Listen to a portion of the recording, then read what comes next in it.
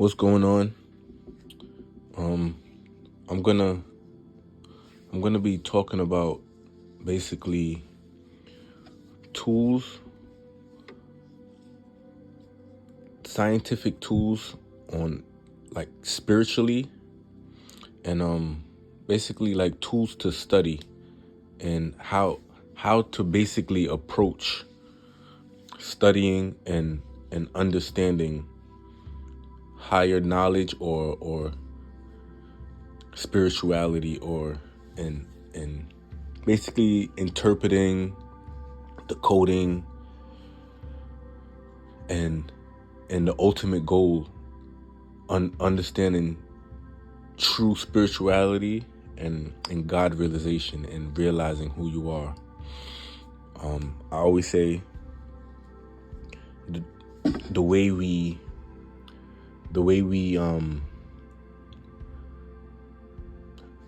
our perception is basic.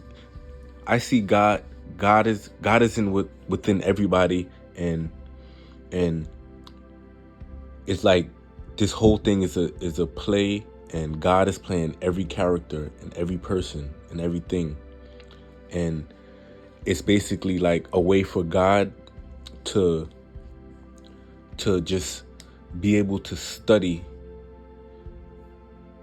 things from every single perspective. So God is within me looking out of my eyes. God is within you looking out of your eyes. God is within everyone looking out of everybody's eyes, which has their own perception and different view.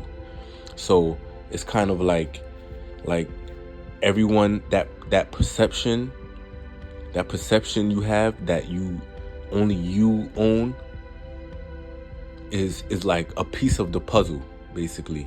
And it's like everybody has a piece of the puzzle, and when you put everyone together, it's like one, and that's God. And God is looking through everybody and seeing every perspective to know who God is. So anything externally is something to study. It's not who you are. What we call illusion, Maya, is basically like a tool so God can study. It's not just having an illusion just to have it and say, oh, this is not an illusion. This is something to use to study and to be a tool. And life is like the laboratory, and like our feelings and perception, the way we see things is like it's a tool in our laboratory. Our intellect is a tool in it. Intuition is a tool.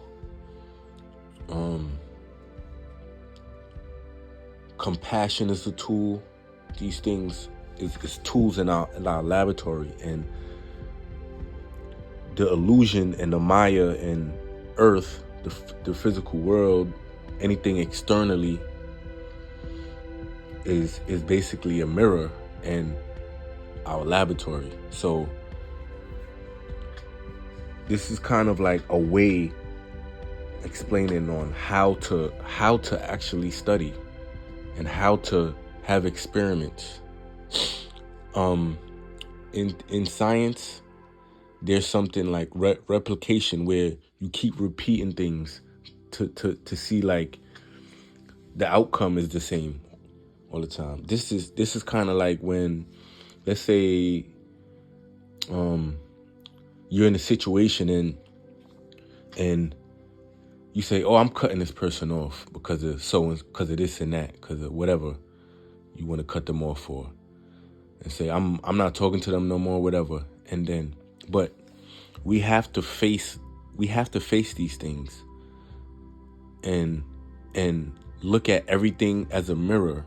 So, not saying that you have to deal with people or keep them in our lives, but we have to face why these people are showing up, because and see why we're trying to study this, because like the replication in science, where you keep doing it over and over, the project, to see the results. This is how life is. When you think you're moving away from that friend, that, oh, I'm cutting them off because of this, guess what? You're going to meet somebody else, and then something within that person is going to be similar to what you left, you cut the other person off for, because there's something.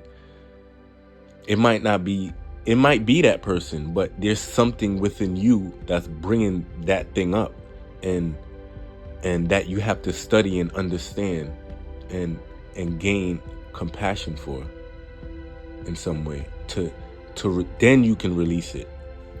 It's not, oh, I'm just cutting them off and that's it, and not understand the whole situation, and not just blaming the other person. Not saying that we take accountability for everything what other people do. Not saying that. But to understand, just because we seen somebody murder don't mean that we're murderers. I seen this person on the news or something murder somebody, so this is external for me, and that means, no, that doesn't mean you're a murderer. But you can look at that situation and then see, okay, what was this person's background? Like, why? Like, how did he grow up? How was his parents?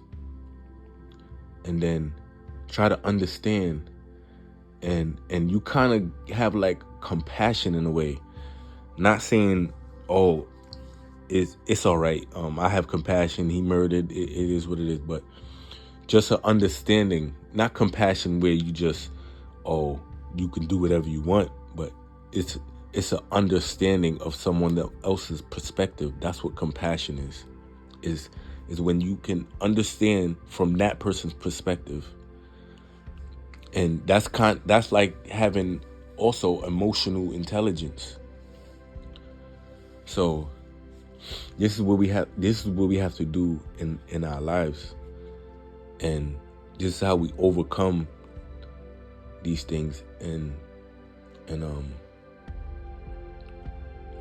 so basically, with most things, we have our lives, our personal lives. We have movies. We have poems. We have songs, song lyrics.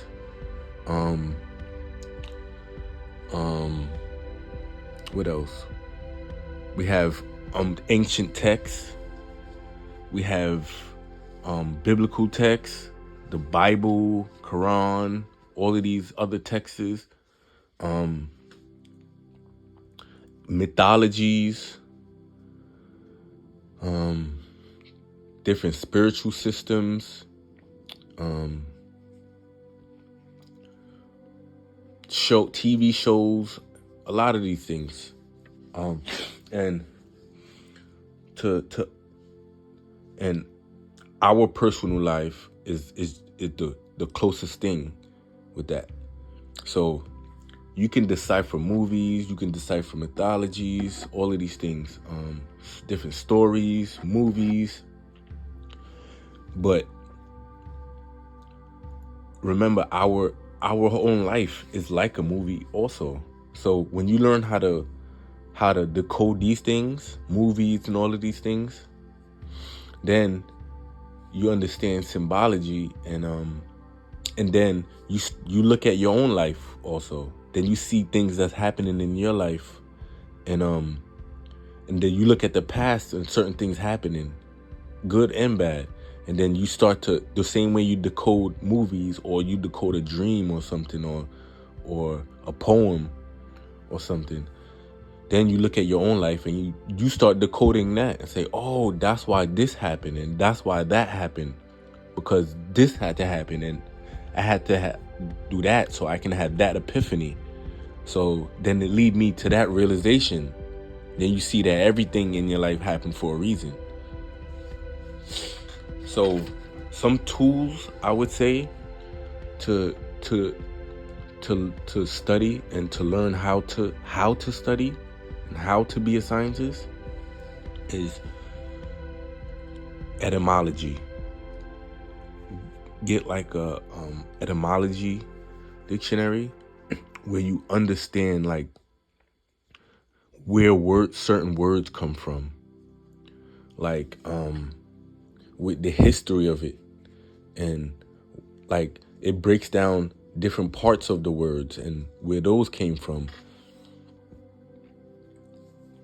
Because you can, when you do that, when you read certain holy texts or you read in poems or a story, you see certain words that the writers use, and you get to understand it on a deeper level. Because when you look at those words, they might have trying to explain something, and there's a deeper meaning, and you're not just reading the words on a low level. And also encyclopedia, definitely on like different that's like on that they have different subject encyclopedias also.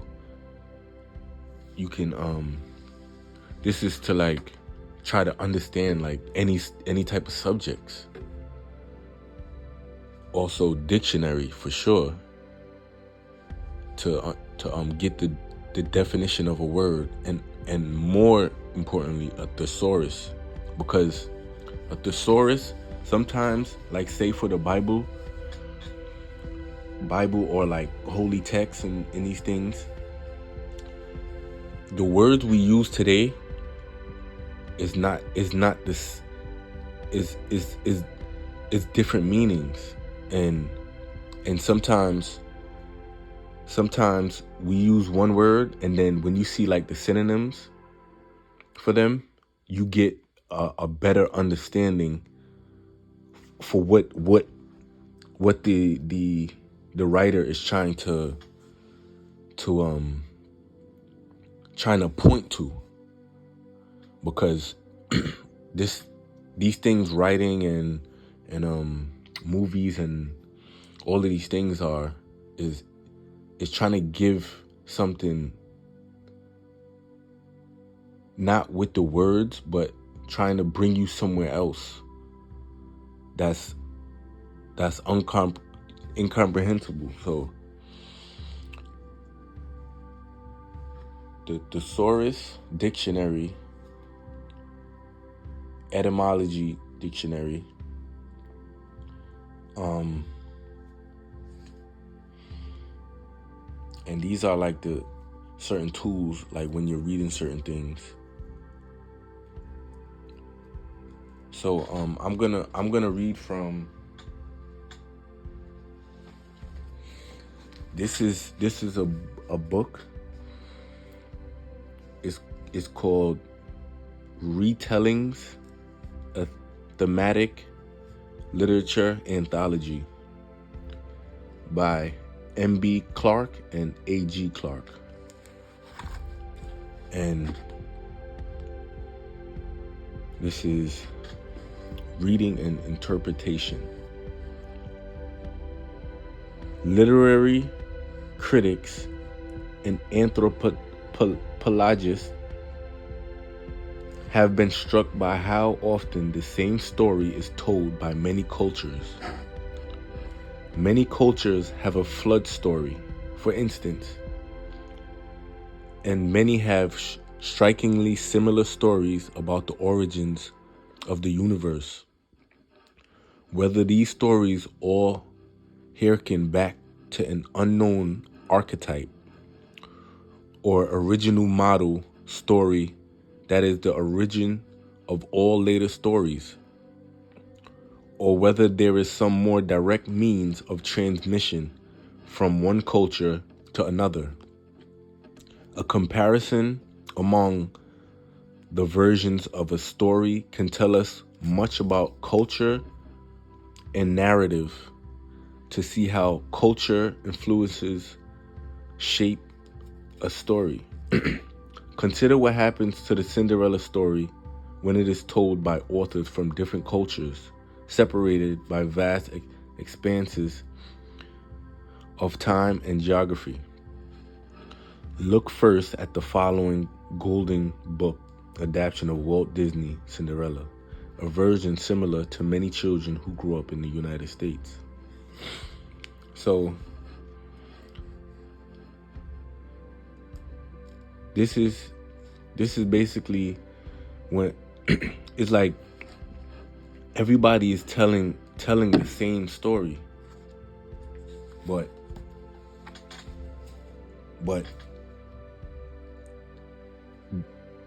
they're trying to all explain what the same thing that's intangible or incomprehensible, but they're just telling it in different ways with different cultures, different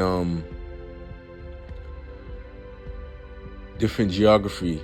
Like in one story, they can be talk using analogies about rivers and stuff like that, and then in another country they can be talking about using similes and analogies about the snow. So, but they're talking about that same basic truth, and this is what happens with stuff like different religions and different texts, because when you get to the core teachings of every single religion, when you get to the mysticism of it, like the true core spirituality in it, behind the writings and everything, or what they're really trying to say, everybody's saying the same thing, and they're pointing to the same thing. And we have to learn to look at these things in that way, and look deeper into the words that's being said. And you can do that with, like I was saying, with like the etymology. If they're using a certain word, if you read in the Bible or whatever, Quran, look at the words that they're saying and meditate on it. Get it. If you don't understand a scripture or something, take each word, use your own perception, and then if certain words they use, find the history of it, find the breakdown of the word and what they mean, and then get a thesaurus, and then find synonyms for like different words they use. Then you'll find that same scripture is really saying something else. But we have a concept on our culture and where we are and the way we view things for how we look at certain texts. So this is how you look deeper into it. It's kind of like, say you talking to somebody face to face, and you talking to them, and then you're getting an argument, and then they're taking what you're saying a certain way because they can hear you, they get to see your face expressions, they get to see you raising your voice, and then take a text message. You read a certain text, somebody could be joking around and saying something to you, and then you're in a bad mood, and then you read that text, and then in your mind you're reading that text in an angry lens. So you see that text and you just take it for that. So now imagine this is happening with text from thousands of years ago. So we have to try to understand what they're truly trying to point to.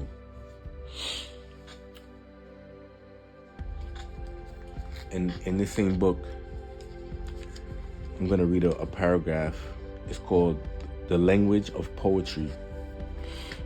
When most of us think about poetry, we think immediately about the difference between poetic language and the language of everyday talk. Whereas short stories and plays often attempt to imitate everyday speech as closely as possible. Poems often use a language of their own.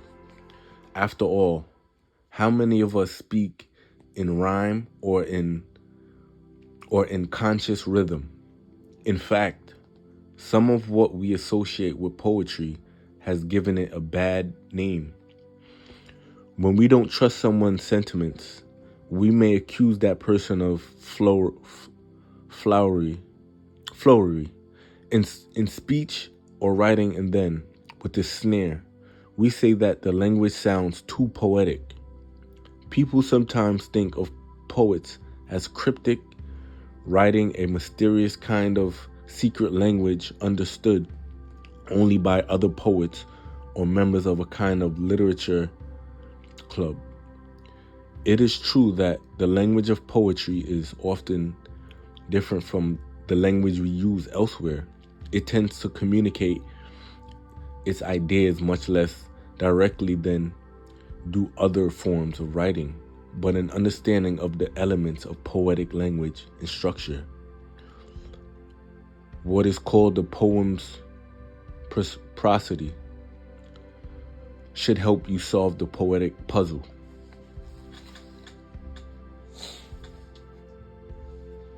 So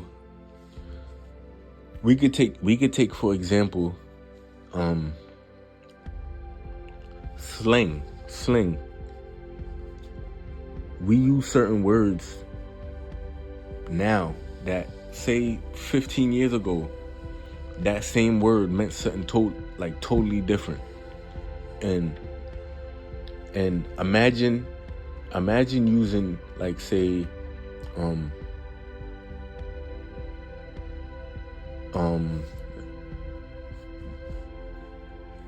or we on that wave. We on that wave right now. So imagine in a certain neighborhood you say, "Oh, what wave you on?" All right, it can mean like what's the trend now, or what's the thing popular right now. And then say 10 years ago, they can be like, you talking to somebody that lives by the water or something, and they're like, "Oh yeah, I do like surfing," and then you like, but you didn't even mean that. And then 10 years later, after now, somebody could be, they don't like water, or getting into water when they go to the beach. Then they say, "Oh no, I'm not I don't like getting in the water." So this just took you a lot of different places. So now imagine thousands years later from now, we talking about, oh, what's the wave? And then we talking about what's popular, what's trending. And then say everything just crumbles now. And then thousands of years later, they find out something hidden and they read it and they say the wave. And then they had like a tsunami or something in their times. And then they start to think that, wait,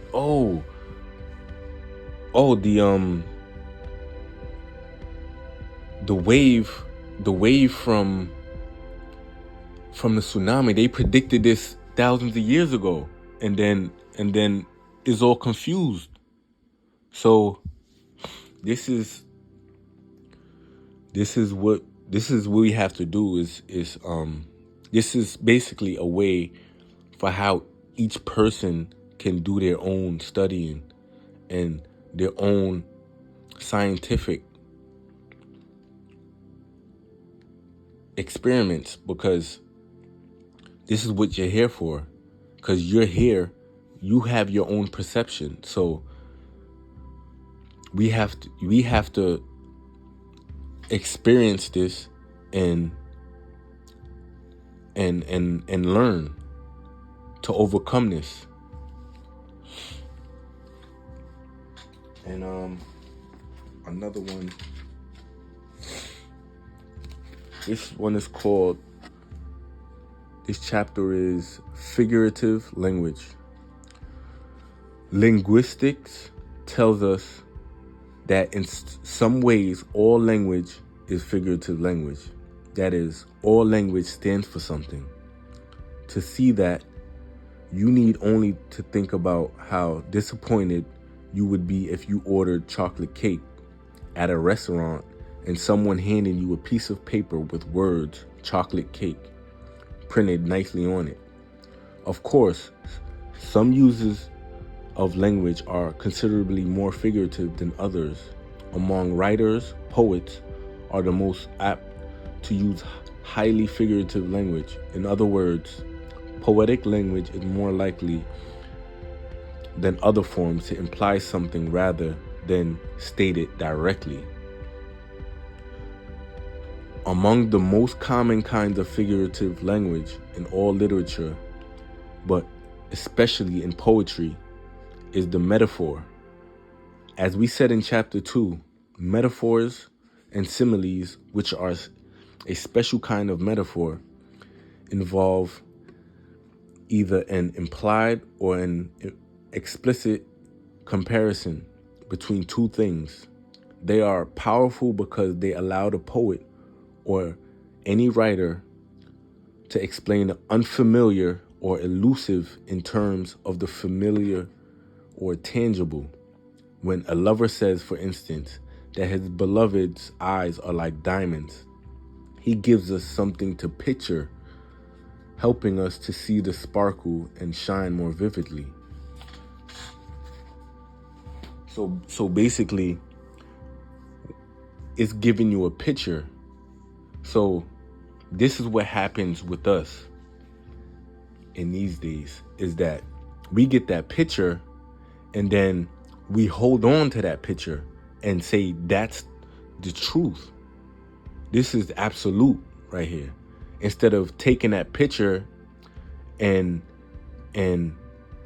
seeing the essence in it, and then just letting the picture go, and seeing beyond just the words that's being said, because that's what this does.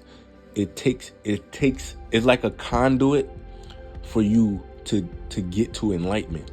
The words, the pictures, the symbols is like a conduit or like a vehicle or like a bridge to get you to that enlightenment. But you gotta kind of like burn the bridge in a way. Like it's like you cross that bridge and then you get to enlightenment, but you don't just stay on that bridge and then say that, oh, this bridge is the truth.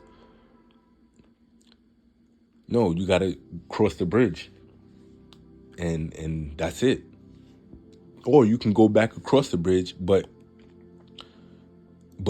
at least you got to that enlightenment, but don't stay on that bridge and just holding the bridge or holding the words, because it's pointing to something. Remember, this is something that can't be seen or understood directly, because its essence is not material. So all we can do is use words and symbols and sounds and stuff like this to try to understand these things. So this is basically ways on how to like go about spirituality and learning and seeking within. So I'm gonna read this. This one is from this is a college handbook, by it's called Writing by James A.W. Heffernan and John E. Lincoln. And this one is on how to use analogies. An analogy answers the question, what's it like? Because analogies let you translate abstract ideas or feelings into concrete terms. They can open your eyes to a whole new way of looking at your topic. One student writing on families found the key to her essay when she imagined her own fatherless family as a picture puzzle broken up and left without all of its pieces. Another student compared job hunting in a tight market to looking for an unlocked window in a locked-up house. And a third student compared getting a college education to wandering through a supermarket, trying to stick with a definite plan. A shopping list of required or carefully chosen courses, and yet now and then being tempted into impulse buying. Taking a course because it just looks good or has a catchy name. Thinking up analogies is a purposeful kind of play in which you let your imagination go. Don't worry about going too far. If the analogy won't work, you'll find out soon enough. You're not yet formally writing. You're still trying out ideas and anything goes. So, I'm gonna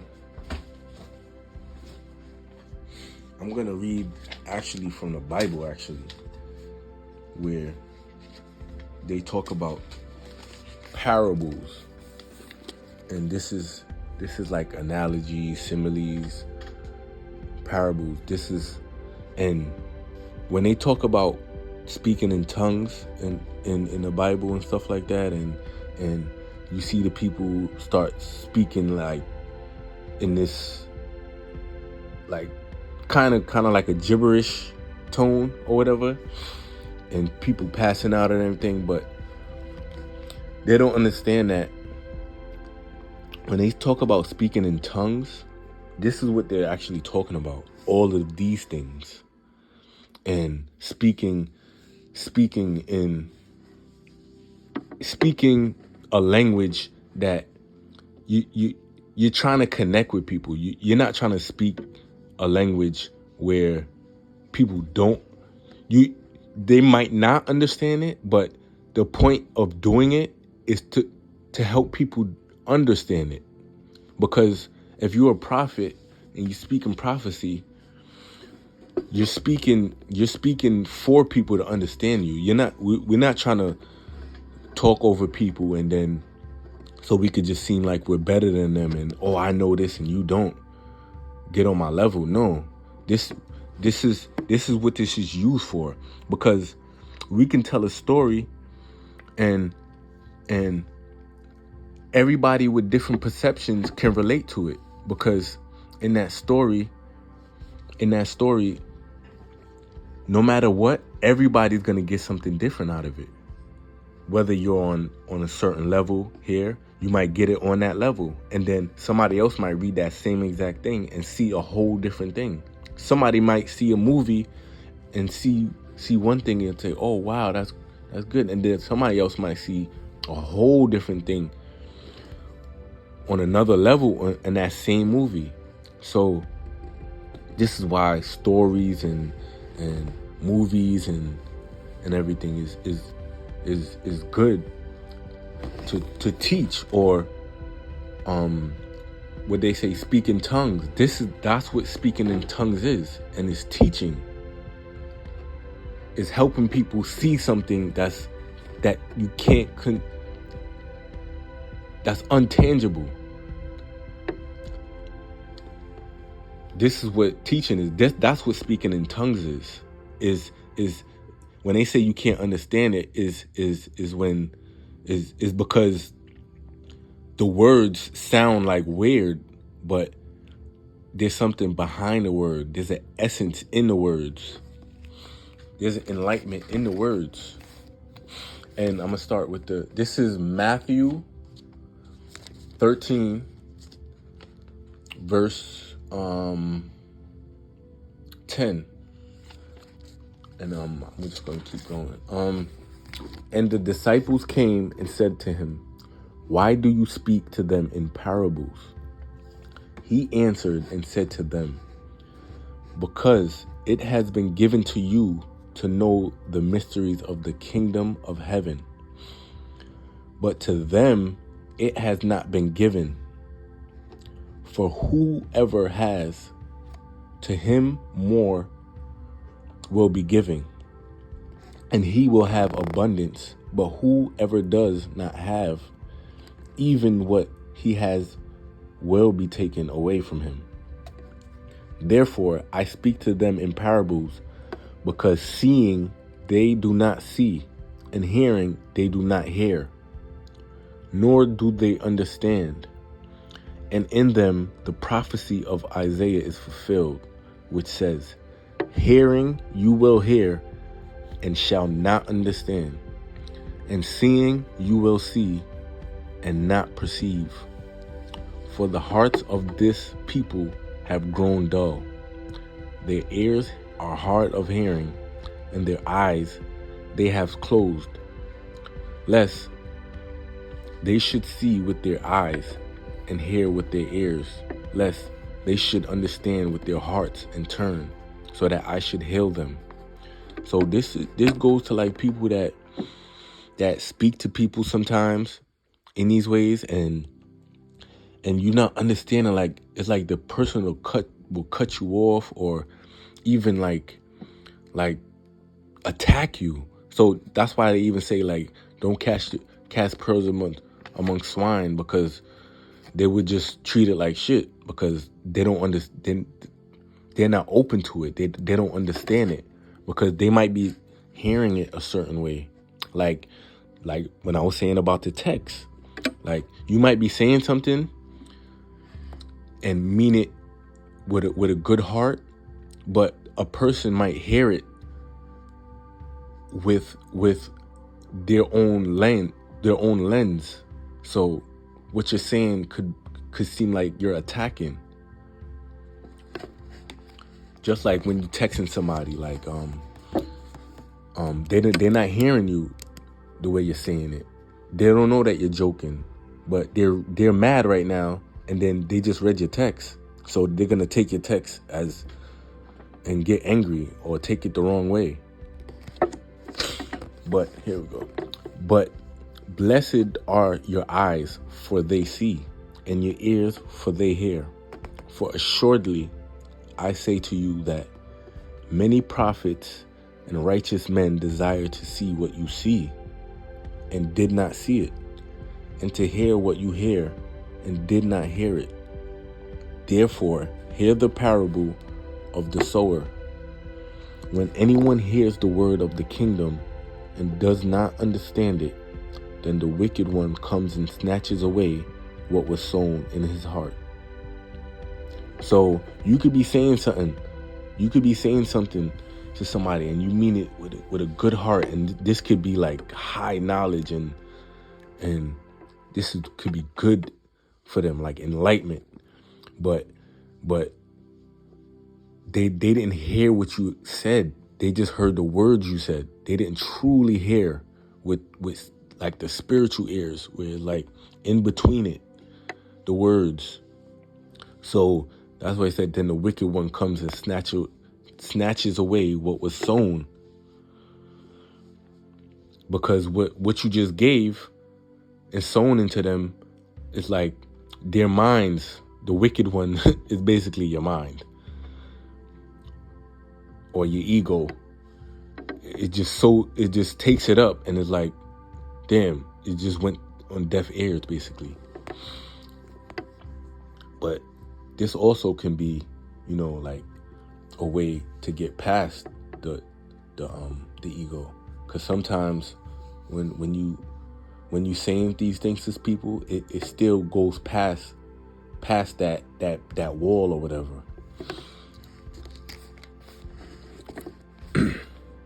This is he who received seed by the wayside, but he who received the seed on the stony places, this is he who hears the word and immediately receives it with joy. You know how you have like that epiphany, like when you hear something somebody say, and then like that epiphany feeling comes to you, go, oh, you just keep that epiphany and have that realization. So, and then leave the words that was said, because this is what was happening now, is that a lot of times we hold the words and we create like rituals and certain beliefs because we're just going by the words that's being said, where it's really a deeper meaning. So these are basically like tools or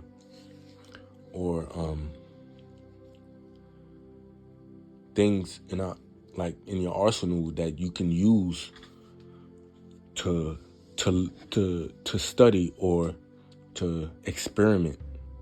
So experience and experiment. You experiment in your experience. So I say everybody should get like a etymology dictionary, encyclopedia, or like encyclopedias for like certain subjects that you really into. When you a dictionary, a thesaurus, and always when you studying, always have your emotional intelligence with you also as a tool, and empathy as a tool. You're also your own viewpoint, your perception as a tool, and compassion. And you also need your ego also as a tool to have some type of discernment. And with that discernment, you have intuition also. So these are things that, when you study in your whatever Bibles you read or whatever books you read, whatever any religion you are, if you're watching movies, you're reading books, if you're reading mythologies, watching plays, and what we're really doing this with is your own life, because that's the most important, is your life that you're experiencing.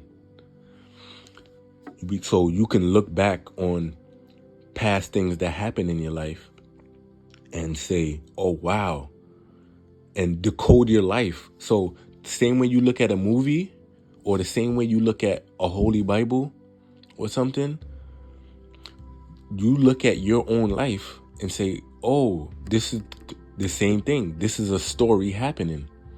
And then you kind of decode your life to understand why whatever is happening, why it's happening, the good and the bad.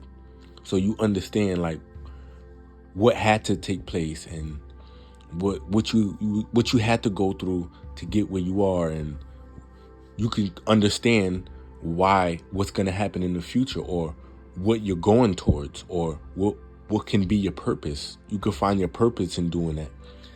Right? You could write down everything you remember from you was born. Like just write it all down, like everything that you remember, good, bad, anything. Write it up until now, and then read it, and then decode that, just like you would decode a movie, or you try to understand the Bible. Decode what's happening in your life and try to say, oh, like look at it as like a story outside of yourself. And then decode it as if it wasn't your own life, and say, oh, this is what's happening, and oh, this is what's trying to be shown And this is basically like the laboratory. All right.